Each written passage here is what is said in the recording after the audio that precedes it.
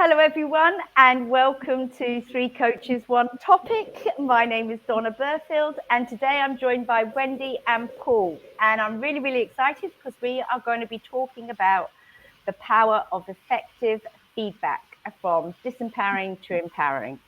I'm guilty. I've made mistakes and been too brutally honest or haven't said anything at all. So I'm looking forward to finding out more from both Wendy and Paul about this. Before we get started, what I'm going to do is I'm going to hand over to Wendy, and Wendy will tell you a little bit about herself and where she's dialing in from. Thanks, Donna. Hi, I'm Wendy Shaw. I'm based in Dubai. I'm an NLP and M-Braining trainer and coach, as well as lots of other things as well.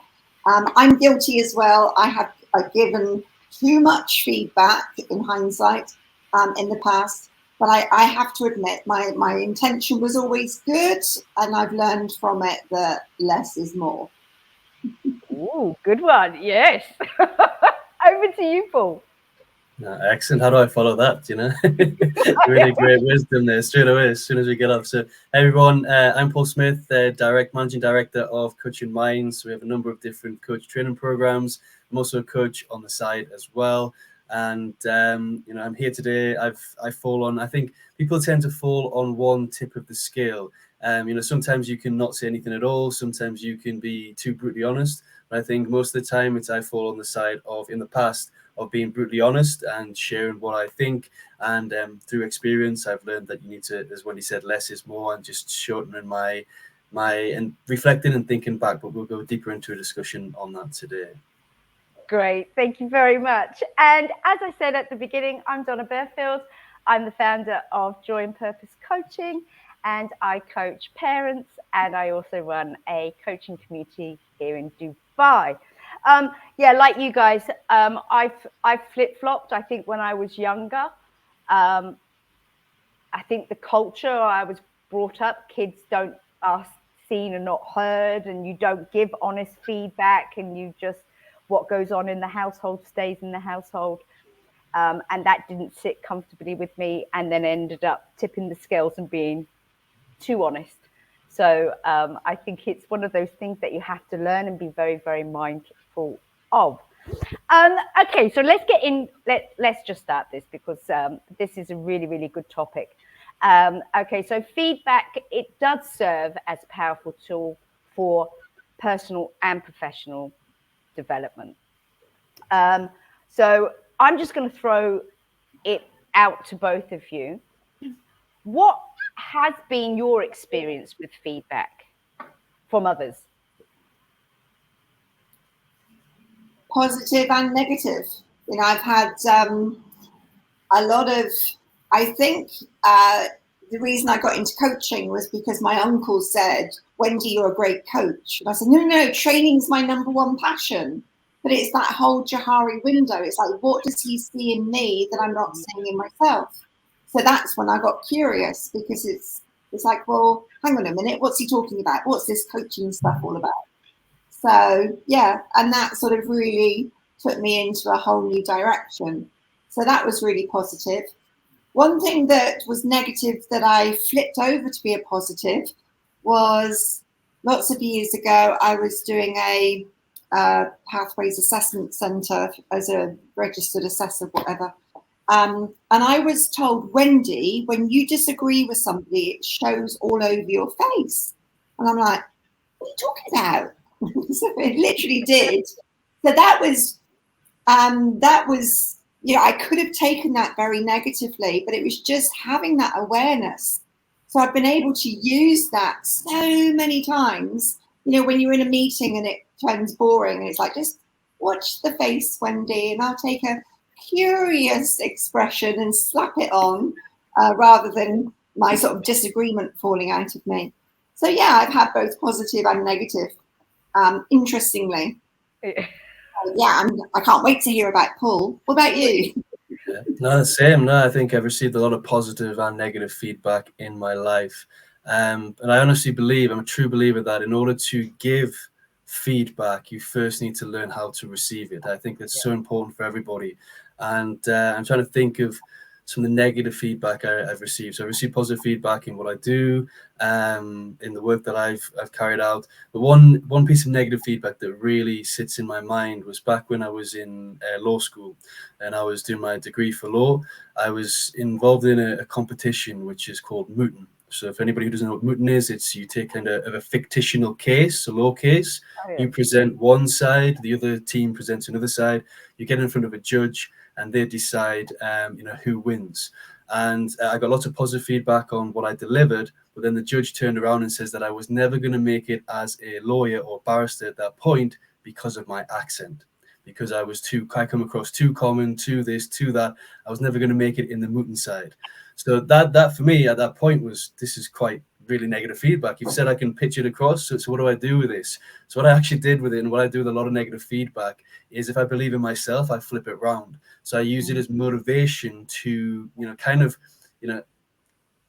not to swear here. I just say F you, I'm going to prove you wrong. Do you know what I mean? So and what I did is I went up and I set up a mooting society in the law school, which is now one of the biggest. I wasn't expected to be big. I was expecting like 20, 30 people to get involved. The first day we had 130 signups, and that society is now running and kicking for over 10 years. It still exists now, and it's one of the biggest law societies in the university. So, every time I get negative feedback, and I feel like, and I'm going to talk more about this later, where I feel like it's a judgment, I use that to prove that person wrong and use it as motivation to say, look, I'm going to show you that I can make it. So. Yeah. Oh, wow. But that is a skill. And I think it depends on when, especially when you're younger, if you haven't been taught how to communicate or you haven't seen those relationships around you, you end up reacting rather than responding. It's quite natural, isn't it? When somebody says something that perhaps you disagree with, you just resent it or resist it. You want to prove that they're wrong and I'm right. So it is quite a natural response. Yeah. But I think sometimes we've got to be wary. For me, that was a judgment. That's my accent. There was nothing I could change, and I think he was very judgmental on just because of the way I speak, not on the skills or what I hunt. And I think we need to not misinterpret that, because I think sometimes it can be bad to resist or bad to have that attitude that I'm going to prove you wrong, because that person might have more experience, might have more expertise. And if they're coming from a place, and one thing I've really learned with feedback is when you give feedback, and I'm sure we're going to go into this a bit more detail, is to look at your observation, what you observe rather than what you judge. And if people put it across correctly in what they observe, that's a lot better for you. You can take that, you can learn from it, you can take that experience. But when it becomes a judgment, if you do that, it can also lead you to the opposite and kind of really affect you and stop you. I could have took that the complete opposite way and decided not to go and not to pursue law. I'm never going to make it. This judge who is, it was a local judge who was quite esteemed in the profession. I could have took it the other way and says, you know what, he's right. He's up here, he knows his stuff. Yeah. I think it's important that when we give feedback, we focus on specific actions that can be changed. Yeah. So, linking to what you just said, Paul, one of the things is, if somebody's consistently late, if you're a leader or a manager and somebody is consistently late for work, if you say that you're lazy, you're going to get resistance, because that's a judgment. But if you can say, look, you've been late 3 times this week and you were late twice last week, give specific feedback and focus on actions and behaviors that can make it better. Yeah. Yeah. Yeah. And I think you've got to look at, what is your intention? What are you trying to achieve when you do give feedback? And I think we need to clarify right now that, we are talking about feedback rather than somebody who is being nasty or just criticizing and putting you down. So we're talking about, in the workplace or at home when somebody asks a question, what am I doing? Or you want to support them, as you said, to improve. Yeah. There's a study done, I can't remember by whom, but it was like, if you were to tell somebody that you know, you liked their tie or you liked the color of their shirt, blouse, whatever, it increases the likelihood of them wearing it more often. And it's like, well, if you can find something that you can compliment or just say something nice to people, then, you know, it can have a big impact. I think that's an important one to remember. Yeah. What have you observed, Paul? What do you think people need to take stock and be aware of when they know they've got, especially in the workplace, when they've got to give that feedback, or they could be a teacher or what have you with a student? So what do they need to take stock of to give feedback? Yeah. You know, as what Wendy mentioned is, you know, that was a good example, that laziness to being late. Again, I really think whenever you are given feedback, you need to take that step back. I think a lot of things trained in the minute is what's known as the shit sandwich. And I think sometimes the shit sandwich doesn't work. Have you heard of the shit sandwich? I hear that in businesses I've worked in, you know, you just got to give them the shit sandwich. This is how we give feedback. So for those who don't know what the shit sandwich is, you give something positive, you give the negative feedback, then you give something positive to finish it off. So basically you're just masking what you're putting in there, and it doesn't quite work. So going back to what I was saying, I think that doesn't work. I've seen it very widely taught in feedback, but I just don't think it works at all. So take stock of not doing that. First of all, avoid doing that because it doesn't work. And second is when you're giving feedback, as you mentioned, Donna, look at your intentions. What is your intentions? Make your intentions clear. You know, why are you giving the feedback? Start with the why. If people understand why you're giving the feedback, it becomes a lot easier than just giving feedback, because there's nothing worse than unwanted feedback. You know, people can decide criticism is, I've given you this feedback, but who are you? I've never asked you. Obviously, if you're a manager or you're supporting people in a workplace, or you're a teacher or whatever, you're giving that feedback. Your part of your role is to give feedback to help that person grow, to help that person develop. But I really think the important thing for me is sticking to observations and not judgment. Using Wendy's example, when you say somebody's lazy, that's your judgment. You don't know why they turn up late. You have no idea what it is when people, why they turn up 5-10 minutes. There could be something going on in their life. They could have something new going on. They could have something, so you don't know. So observation, like Wendy mentioned, is you've been late 3 times this week. What is it that's causing you to be late? And you can have a better and more constructive conversation with that person rather than kind of tell them. So avoid words like I think and I feel, because I think and I feel is bringing your opinion, it's bringing your judgment. Use words like I've seen, I've witnessed, I've observed, and that's going to set a completely different structure and a different tone. Because what we're getting at here is something, and we've talked about this a lot in other sessions, Donna, I'm sure Wendy, you're aware of this as well, is when communication comes into this, and we need to be conscious, especially when we're giving feedback, of what's known as the awareness gap. Yeah. And, you know, we take judgment out, we get rid of that awareness gap, we start to bridge that together. The awareness gap essentially is where we judge ourselves based on our intentions, and we judge other people based on their impact, both of which are invisible to us. So our intentions are invisible to them, and their intentions are invisible to us. So how they've received it or the effect or impact it had can be invisible to us as well. So how do we bridge that awareness gap? So it's becoming aware of that awareness gap. It is not doing the shit sandwich because it doesn't work, and it's sticking to observations rather than judgment. Yeah, and that shit sandwich is so obvious. And actually, I have to say, it does get my back up, because I just feel like, really, you're better than this. I deserve better than this. So you've discredited everything that you're about to say, the good and the bad.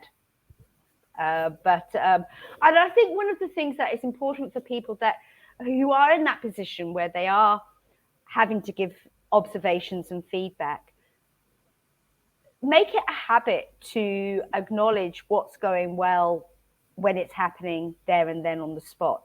So when you do give that feedback and it's constructive, however, people do get a bit defensive, it's going to be a lot more palatable.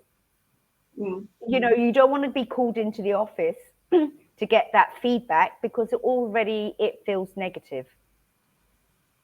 I think it's also important to create a culture of giving feedback. So it shouldn't be a one-off thing, or what the worst thing ever is, you know, once a year your performance review, and it's like attack time. Yeah, 7 months ago you did this and it was wrong. Well, why didn't you tell me sooner? Yeah. Yeah, I think just building on to what Paul was saying, I think it helps when people own their feedback. So when you did this, or when I noticed this, this is how it made me feel. So I'm not actually attacking them, but I'm letting them know that behavior had this impact on me. I think it's really useful to own it and, you know, share. Yeah, yeah. So let's just have a quick discussion with regards to how not to. I know we've touched on it already, but that negative feedback, how it can disempower somebody, and then what would you do if, you know, once you've done that? How easy is it to claw back from when you've given that really destructive criticism? I think for me, one of my examples going back to being a kid, I remember, I forget, it must be a birthday or something, but, you know, singing happy birthday and my brother sort of pulling faces at me because my voice was so bad. It stopped me singing. So the damage that you can do to somebody, yeah, I know I can sing, I can open my mouth and make a noise, and I choose not to as a result. So it's things that happen earlier on. If it shuts you down, if you take it on board, you create some beliefs and behaviors, or you stop behaving or stop participating in some things because you don't feel good about it anymore. I think the danger of that is it can be very disempowering to people. I'm thinking back as when I was doing corporate training, I used to do train the trainer skills.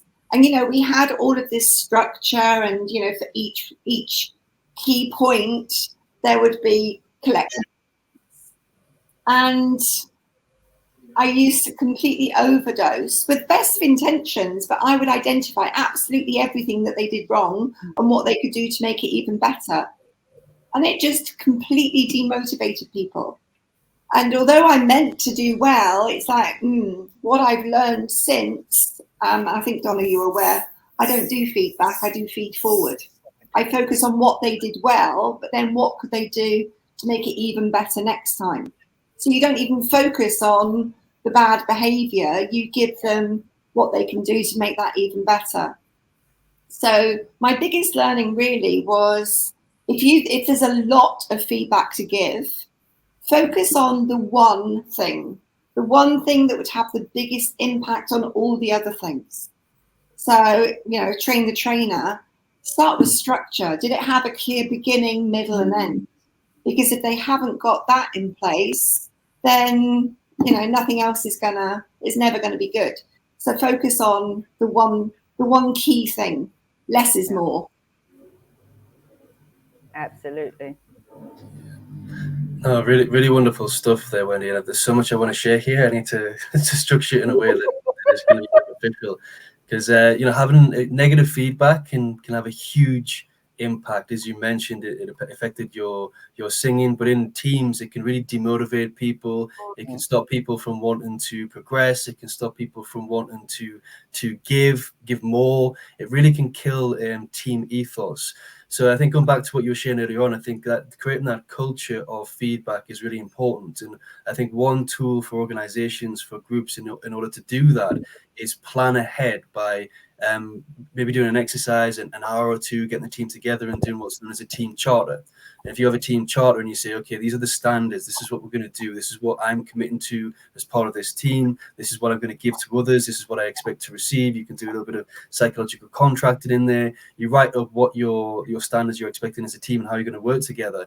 And if you have that written down, it becomes a lot easier when you come to have the feedback to talk it. You know, do you feel like instead of I'm saying you've not done this, you've not done that, do you feel like you're living up to this team charter? Do you feel like you're hitting all these points? And then if they say no, you can go why. So again, it's bringing in those coaching skills into that space rather than just telling them what they haven't and haven't done.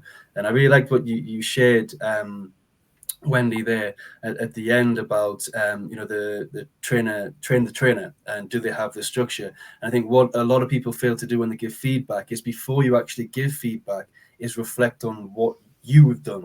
Are you are you accountable for any of this here? Have you miscommunicated something wrong that this other person hasn't understood? And Donna, we were having this conversation yesterday. You know, I always go back and I'm checking, am I not communicating clearly? And I go back and sometimes I've highlighted the words in bold and it's like, okay, they just haven't read the message properly. But I always go back and I always start with me. Okay, what have what can I do better this time so I can go into that conversation a lot more constructively? Is it something I've miscommunicated? Is it something I've not said? Have I actually spent the time with this individual to sit down and explain what it is that I want, or what is it that we're achieving properly? Are they clear? And if I haven't, if I fell short, then I can come in there at least open up with saying, you know, maybe I haven't communicated this properly. I reckon I've done this or I've done that, and it gives a lot better conversation. Because I think one of the things in organizations is people, and it was something I've just been reading recently as well in Brené Brown's Dare to Lead, is that a lot of leaders struggle to have difficult conversations. It's one of the biggest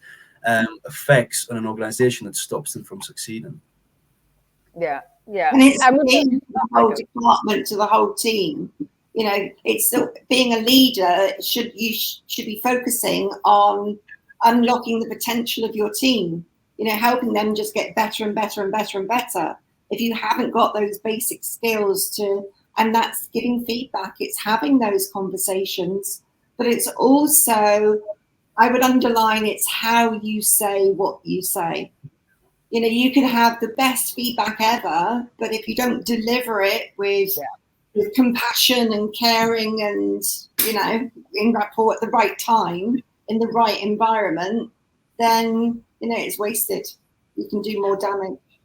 I have to say, one of the most confusing feedbacks I got, I was working as learning support, and I was new to the team, and the Senko and the other learning support assistants had been together pretty much since the beginning and had built this rapport. So it was over a couple of years. Then in comes little old Donna, Duracell bunny. I'd get there an hour early, I'd stay an hour late, I'd have all my preps and all my files, and I was doing all this, and my classrooms were lively, they were very sensorial.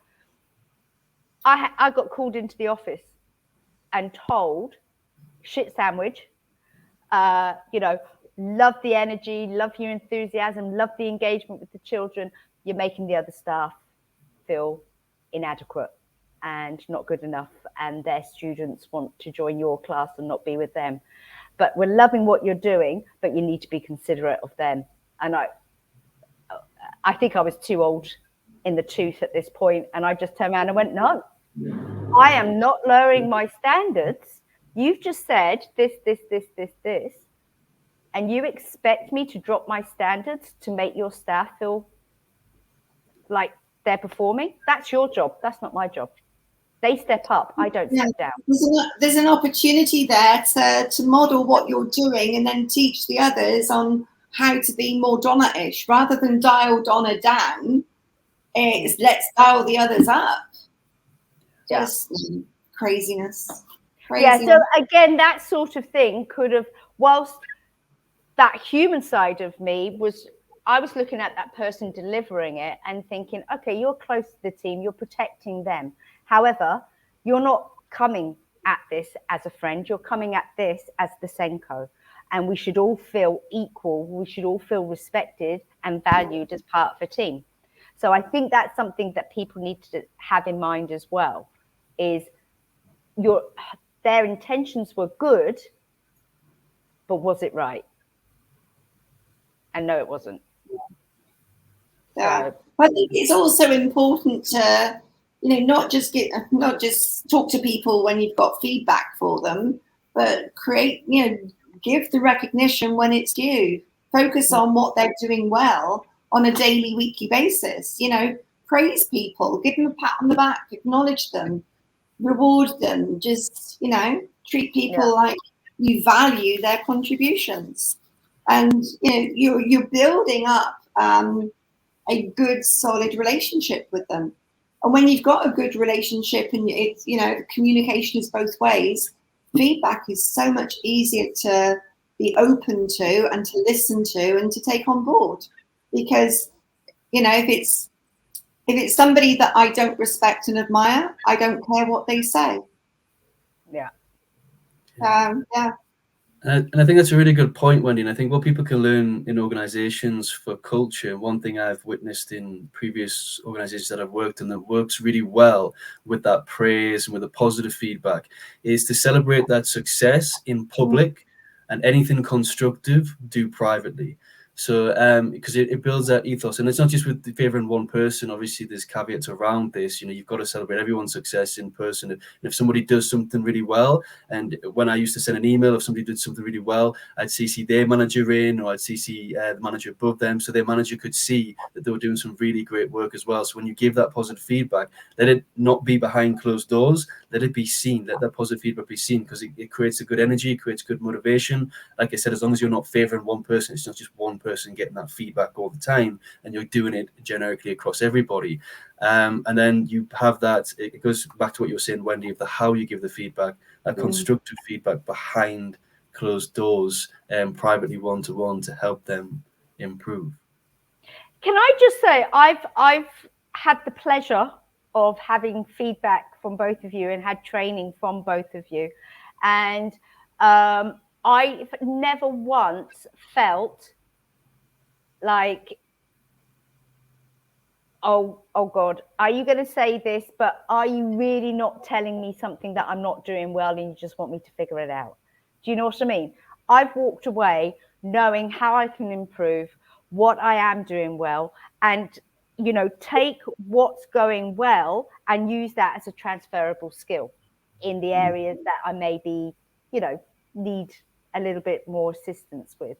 So both of you have been fantastic at that. But what I would love to ask you, so have you had trainees, coaches, what have you, that you've given that constructive feedback and they just ignore it and they just carry on doing what they're doing? So how do you handle those that just won't take it on board?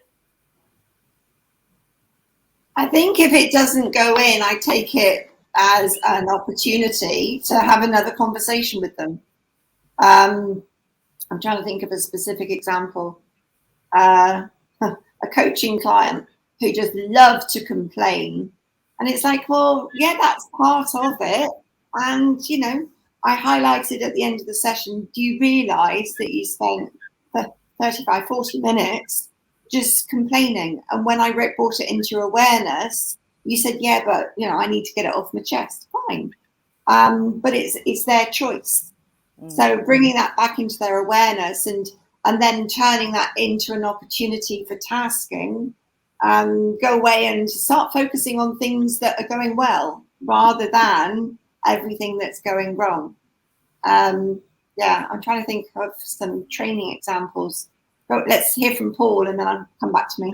Yeah, no worries. Let's see if something triggers. Yeah, but no, Donna, I've been currently in what we do at Coaching Minds, so I'm not going to give any specific examples, but in my past as well, where sometimes feedback seems to fall on deaf ears, for want of a better word to say that. But I think for me, it's, if they haven't taken it on board, if they haven't listened, then it's also, again, it's starting with me. Everything I think starts with us. It's reflecting back. If I communicated in a way that they understood, and then when you do go back and have a conversation like Wendy mentioned, how do I approach this a little bit differently? How can I explain this a little bit more differently?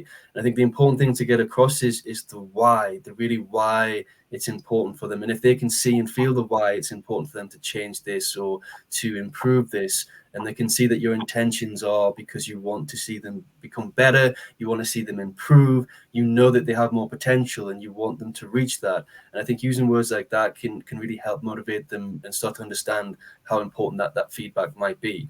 Some things, it might not be that important. You might not need to go that deep, and it might just be a habit or behavior that they got. So again, it's just asking yourself, can I accept this? Is that acceptable? Is it me? Am I being, again, going back to that, is it me being judgy and how I feel about it? Can I change something to work with this? Or is it something that really needs to happen because it's having a big effect on, your team, the individual, you? What is the actual impact that this behavior or what it is that they're doing that you need to structure that conversation around, because I think one thing we haven't really talked about is different types of feedback as well. We can give feedback on behavior, we can give feedback on a piece of work, we can give feedback on the team in general, we can give feedback on, there's lots of different things we can give feedback on, and it varies depending on that type of feedback. Yeah, so as Wendy was saying before, it's about being specific and choosing, I can't, it's the false teeth, and choosing one thing at a time, and which is going to have the biggest impact on the rest of the behaviors or the performance. Yeah. Okay, so what's the best way of fostering that environment where people can give feedback to each other, and it doesn't have to come from the hierarchy down sort of thing?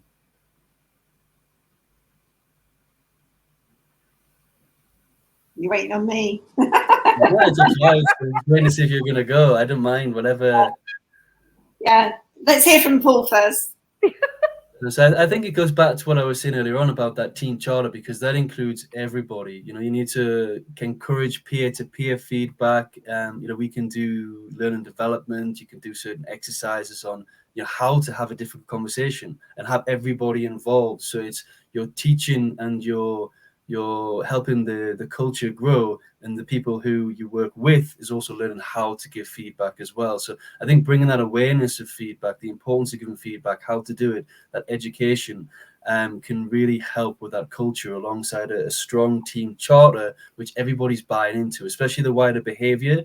Like things on the team charter can be like, we will arrive on time, we will make sure meetings finish on time, we will always have an agenda for meeting, we will respect, we'll talk to people in this way. If there's something we don't like, this is how we'll handle it. If there's something we do like, this is how we'll handle it. By having that team charter and having everybody buy in. So in the organization I worked in, we had everybody sign the team charter. Once we decided and defined it together, it was created by them, and that was a really start to a good culture. So if anybody was behaving or doing things that didn't align with that charter, we could just pull it down and say, look, this is what we've agreed to, how do we improve this? So for me, that makes sense. So yeah.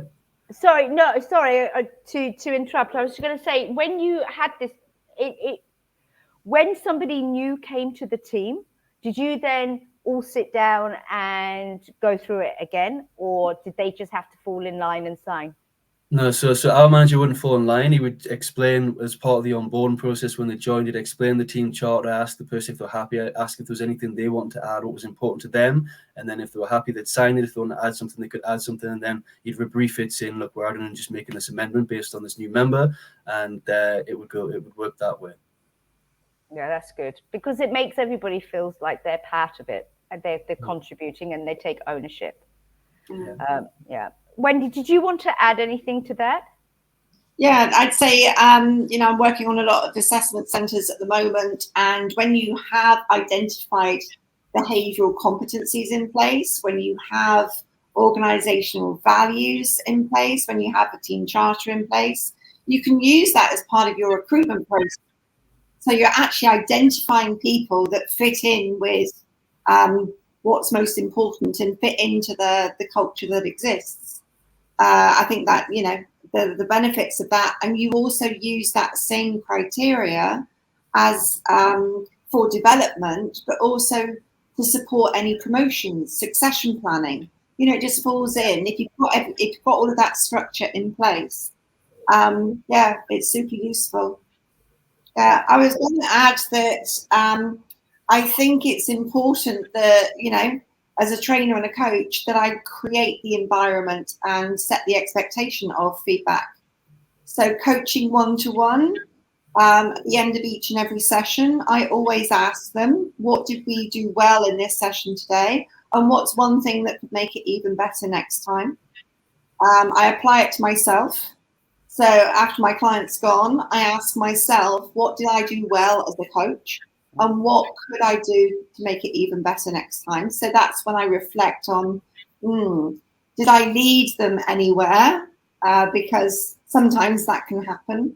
I reflect on sort of some of my questions, which were the most powerful ones, which ones really leveraged and made an impact. And I'd say with in the training environment, a lot of the skills I teach, I set it up and introduce the feed forward model, but also get them to do peer feed forward. And there's so much learning between them. It's better if other people can say it, and also get them to share when they you get different perspectives. I know as a trainer, asking for feedback on today's program, and somebody will say, "Oh yeah, loved it. It was perfect. The right amount of engagement." Somebody else is saying more exercises, more role plays, more case studies, and then you get somebody else saying too many exercises. So I think it's also important to realize you can't please all of the people all the time. So it's just yeah. But it's good to see what other people appreciate. And it's funny that you say that, because that's when I ended up bringing in the observation feed forward form to when we did growth sessions, because at the end of the sessions, I was asking the coaches, how was it going? Oh, it was great. Thank you very much. You're brilliant. Then I'm getting messages going, I don't want to be paired up with that coach. And, and everybody was invited to give feedback. So they didn't. And that's why I then completed a form, designed a form, and asked people with the competency, are they holding space and so forth. And I said, this is where we learn. This is where we grow. And this is our safe space to be honest with each other. But yeah, people do struggle with being honest and giving that feedback. Paul, you yesterday when we had a quick discussion, you were, no, I'm not going to say it now because I want to say it here. So yeah, what would you like to share? No, but yeah, no, I really, there's a lot of, it can turn into passive aggressiveness, I think, when people don't say, when they're not open. But I think there's two sides of the coin to look at. There's we need to look at how we create that psychological safety to be able to allow people to open up in front of the space, because I've learned that in the past a lot. A lot of people will say nothing in a group, but behind closed doors, you'll get an email or you'll get a pull to one side and they'll have a conversation. And it can be quite difficult. But on the other side, I don't know why people don't open up. I think it's just as humans, we're naturally people pleasers. Because one of the things that annoys me, and people look at me, and when I'm honest, is in a restaurant. Okay, I'm sure we can all hold our hands up in a restaurant when you get served, the food's not nice, it's undercooked, or the service is really rude. And the waiter comes across, everything okay, and everyone says, like, yep, fantastic, thank you, because they won't be open and honest. But if I turn around and I'm saying, no, this is a bit undercooked, or no, that was a bit rude what you did, and I'm honest to them and give them the feedback, the people that I'm with look at me like, oh, how do you say that? That's so rude, you're this. But I don't know, I just feel as humans, we're naturally inclined to people please, or to not have that difficult we avoid difficult conversations. And I think in modern society it's becoming even more worse. I don't know if you've experienced this, but people rather, you have an opportunity to talk to them over face, but they'll hide behind the screen and they'll text you instead of having that conversation, or they'll email you or whatever. So it's how do we inspire people and encourage people to have the courage to have that open, honest conversation? Because I think it starts with that. For me, as I mentioned at the beginning, I think you fall into the side of where you can be too honest, which I have been in the past. That's my kind of bias towards feedback. Or you can be in the side where you don't say anything at all. And I think once you get to the side, I think it's difficult to get the courage to speak up than it is to kind of tone down, reflect on the impact that you're having in the words that you use. It's easier to come from this side to the middle than it is from that side. So how do we inspire people to have the courage to speak up? I think when you're quick at, I love what you're saying. And I think what's important is when it becomes natural paying people compliments and saying thank you. You then get used to giving feedback, because that is feedback. I like your shirt. Thank you for this. That was so helpful. So I think the more that you are aware and praise the good, giving that constructive feedback is going to be a lot easier. Yeah, sure. Yeah. But I think it's important as well to give the honest feedback as well, because I think, Wendy, it was you that mentioned earlier on, It's a good thing if to give people that confidence they're going to come if you like the shirt and all that sort of stuff. But again, it's for me, it's judgment and observation again. If you don't state the honest observation that you see in their behavior, they're going to repeat it. If you give them a positive compliment because of what they've done, they're going to repeat it. Donna, you mentioned this yesterday as well. If you see somebody do a presentation and it was absolutely terrible, or they're not meeting the standards that they should, they've been rude, or they've done this, or they've done that. And sometimes we can have a really bad presentation. And if we don't have the opportunity to, we don't want to say it's terrible, we don't want to say it's this, it's that, we need to sit back and think of how do we pick up and observe what we observed and give them feedback on what they can improve. A lot of people don't do that. They'll take a step back and they'll say, that was excellent, that was wonderful, that was great. Yeah. And if we do that, it's going to encourage them to do that same presentation again. And it's not going to be beneficial for you, for the wider community. It's not going to be beneficial for them neither. So we need to have that honest conversation, but in a way that is not so direct that you don't come across as a pain. Yeah, and it's a disservice to them, even to my children. And if you say this to them, everybody wants feedback. If you say, would you like me to, that you get asked a question and then you go, would you like my honest feedback? They're not going to say no. So, ask that question, and then that's your opening to being thoughtful, purposeful, and making sure that your intention is to empower and move them forward. Yeah, I think it's also having that curiosity as well, because I really believe you cannot change anything outside of your awareness. So getting feedback is an opportunity. What you do with that feedback is up to you, whether you take it on board or get curious or you just decide to ignore it. It's a gift that you can chuck in the bin or you can unwrap it and explore it. I think the other sort of useful thing to consider is that all learning and growth is just outside of your comfort zone.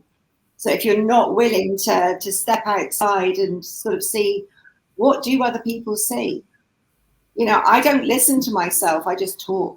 Yeah. But what impact I have on other people, sometimes people will say, well, how was your workshop today?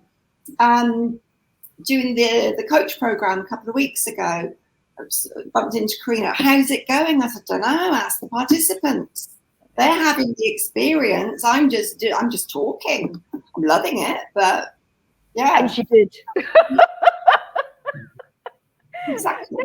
But what I love, you just reminded me that there was this guy that I knew, and he was a high performance sports coach. And what he used to do with the cricketers is that he used to film them on the iPad for observations, receiving feedback. And then they would use that as training to look at how people take feedback and ask their opinion. Okay, so what's that body language? And I thought that was a really, really interesting take on it. Instead of, it's just getting their whole body language. Why are you tensing up? And not giving examples of how you can actually move forward, what opportunities there are for you, and not taking it quite so personally. So do you feel any of your feedback for your students to critique? I do. If it's like presentation skills, I get them to film each other. But I also, because the amount of learning that goes on, you can only teach so much and then get them to practice. So I actually make it, say, for example, the advanced presentation skills. I will give them the structure, I will give them the basics, and then I ask, it's contracting with them, and I ask for permission. I'm going to find one thing that I can do a quick add-on and teach the whole group. So doing that, sort of just picking up on one thing that would make it even better. But yeah, in terms of, I don't record, but when for BNI, I've got a whole team of trainers and facilitators. And now when it comes to, if I'm in the room, when they finish their session, they come to me and say, Wendy, have you got any feedback for me? And it's like, oh no, because they're so used to, practicing or demonstrating and having that peer feed forward. And then we'd all sort of, okay, everybody pass through the post-it notes to that person. Those are all of the comments. But it was always structured. So highlight 2 or 3 things that they did really well and 1 or 2 things that they could do to make it even better. But they come and ask me for it now. So it's like every time I'm in training, it's like, okay, right, who's next? Let's make a note. This one did well. Yes, spot on. Oh, that thing, reveal a little bit quicker. The gesture was out of sync with what they were saying. They could underline that bit. Yeah, there's so much. Yeah, it reminds me actually that years and years ago, I went to, I think it was the BBG. They had one of the pilots from the Red Arrows talking. Fascinating. So every time the Red Arrows fly, I don't know how many planes it is, but they all have 9. They all have to be so aligned. But every time they break it down afterwards and debrief it almost second by second by second to get the precision to help them be better next time. And that's what feedback is. If you want to be great, you've got to shift from being good to great. And how do you do that? It's those tweaks. Yeah. So I just felt I talked a lot. No, I love that, Wendy, and you get me thinking about any challenges that I've faced. When you're doing the peer-to-peer feedback, if feedback's being given by certain individuals that might be a little bit brutal and honest, that's a different ballgame for us as kind of facilitators and trainers to manage that. So how do we kind of soften the brutal feedback that somebody might have received from a peer? So it's something new that I'm working on at the minute is how to do that in a more kind of constructive and better way, because the peer-to-peer feedback, that person doesn't know how to give feedback as well. It can really have a damage on the motivation and inspiration of people. But to answer your question, Donna, no, I've never recorded any feedback sessions or me giving feedback, but I think you make a really good point in that I really think we should actively seek feedback. We should get used to receiving feedback. If we want to grow, if we want to step outside, as Wendy mentioned, our comfort zones, we need to constantly seek feedback. And I don't know about you guys, but that's one thing I really miss and I struggle a lot more with is getting honest, active feedback. Now that I've stepped out the corporate world and I'm leading the team, because I feel like people tell you what they want you to hear because you're leading them or you're the manager or whatever. And I don't have anybody there that's looking at my work, that's giving me feedback on my work. And when I'm actively seeking, I don't think I'm getting honest stuff. I love constructive feedback. You might find me a bit weird, but I love it when people tell me when I'm not doing something great. That's the best thing you can tell me because it shows me how I can improve. So I'm trying to explore and look for people and ways in which I can get that feedback that isn't from somebody that's overseeing my work and how I can do that. I don't know if you guys have any tips or if you felt the same kind of struggle at the minute with feedback. I always seek it. I always seek feedback and ask for it. One of the caveats I do say is don't blow smoke up my ass because I'm really not going to learn. I'm not very ladylike, but so I do want to know what's gone well, and I do want to know what can be improved. Is it the timing? Is it, there are some things that I can be flexible on, and there's other things I cannot be flexible on because you've got to suit the majority. So yeah, I think what's the most frustrating for me is when you seek that feedback and it's crickets, tumbleweeds, and then a week later, 2 weeks later, you get all these text messages or emails complaining. That annoys me, I have to say, because you give them that opportunity and they don't want to be part of the change. You have to tell us what's going on, how you're feeling in order to change and upgrade. So yeah, Wendy, what about you? Yeah, I think for me, if I'm facing that I'm not getting what I need in terms of feedback, I will pre-frame it. So I will pick on 1 or 2 people and ask them to, if you're in the room, if you're in this training session or in a group environment, I will plant them and sort of say, can I ask you, to just make notes and the response of people when I say something, what lands and what doesn't, because I'm looking for those little bits that is going to help me be even better. So, and I do this with my trainers as well. They always come to me asking for feedback or feed forward, and it's like, well, you've got a whole team of peers amongst you, so ask them, because they see you, they're seeing what I'm seeing, but also challenge and build their observation skills. So ask for what you need. I remember going back to my corporate days. I was, my hotel training coordinator at that time. I was about to give him feedback, and it was, I'd had a pretty tough day, and it was just like, this is unacceptable. I'm going to have to sit him down and express my frustrations. So I sat him down away. I didn't sit behind my desk, sat next to him, so we're in rapport. And I started off by saying, okay, what is it that I do that really, really pisses you off, that really aggravates you? And he looked at me and he said, Wendy, you treat me like a 16-year-old. And he had a very young face. And in my head, it's like, no, 12. And it was so, but it was so true. So, if you've got if you want to have an honest discussion, then ask for feedback first. What is it that I do that just really sort of gets under your skin or niggles you? And, I was at the stage where it's like, I'm not getting on with this guy. He interviewed really well, but we're not collaborating. And, I learned so much from that conversation. He was very auditory. He's into languages and he's lecturing and whatever. Here's me, Miss Colourful, and he rocks up black, white, grey. And it's like, I'm just mismatching him because I knew all of the different learning styles. I used them all. And it's like, okay, what can I do? He said, Wendy, just tell me what to do and let me get on with it. It's like, okay, right, yeah, fail. Yeah. So, yeah. When his birthday came out, I bought him a pink tie to brighten him up a bit. And he's still a really good friend today. So we laugh about it now. But again, another sort of crucial learning for me.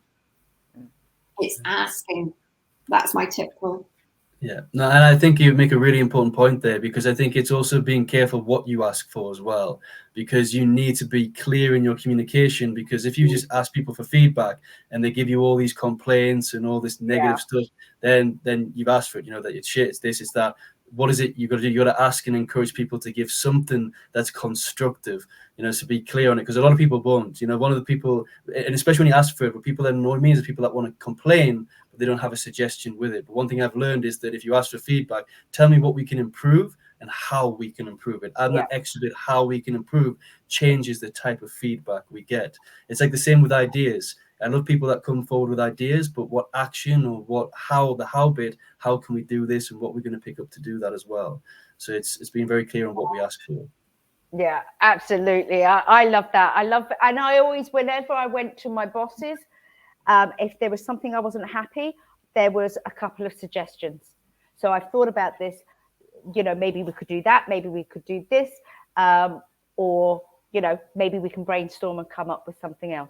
So I never went with, why aren't you doing this? This is wrong. This is, needs to be changed. So yeah, definitely that. Okay. Look, before we go, are there any reflective questions that you could suggest to people to start thinking about before they give that feedback? I mean, I've written a few down, like, am I conscious of the language I use when I'm going to deliver this feedback? Do I actively listen and seek to understand other people's perspective before providing feedback? So it's just to get you in that right frame of mind beforehand.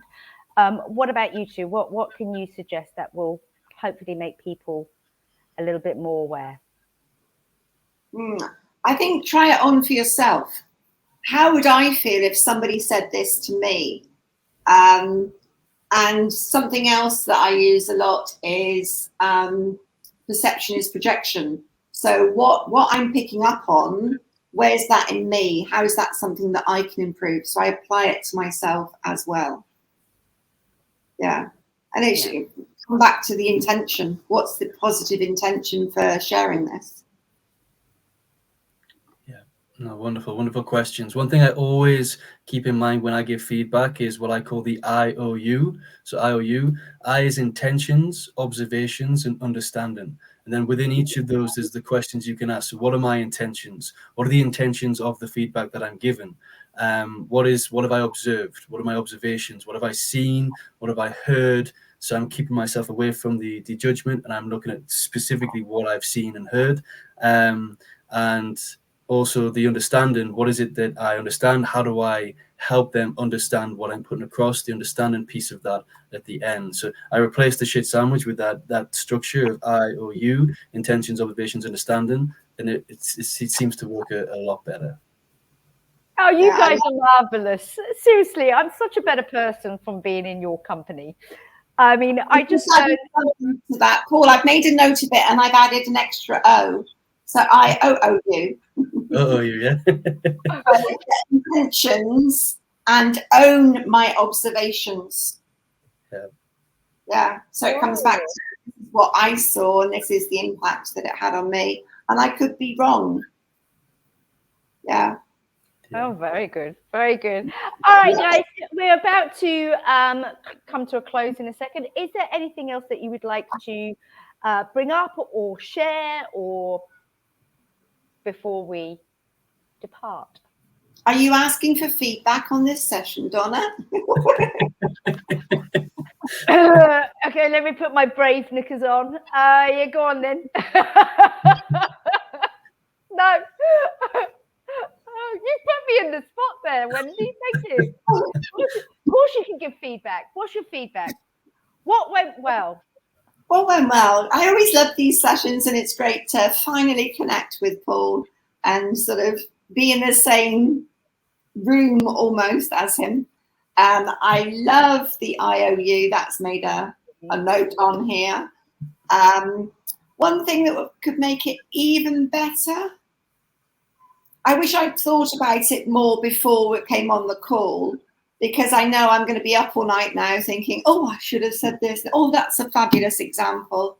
And that's sort of one of my patterns. Yeah, a hotter cup of tea as well. It's gone cold. I thought you were going to say a different host. I was going to say, thanks, Wendy. No, not at all. I love the host. Oh, bless you. Thank you. And Paul. No, I just want to say thank you to you both. Really wonderful session. Wendy, it's finally great to connect with you almost in the same room and to talk with you today, to have a great discussion. So really wonderful to connect with you. And Donna, as always, thank you so much for having me on this space. It's always wonderful to connect with you and to talk about these topics. And I really love what you're doing with Three Coaches, One Topic. You know, the discussions are really wonderful, and I enjoy watching them and I enjoy being on them. So thank you so much. Oh, thank you so much. I do love these conversations, and I grow so much, and I do watch them back because I have to, do the write-ups and stuff.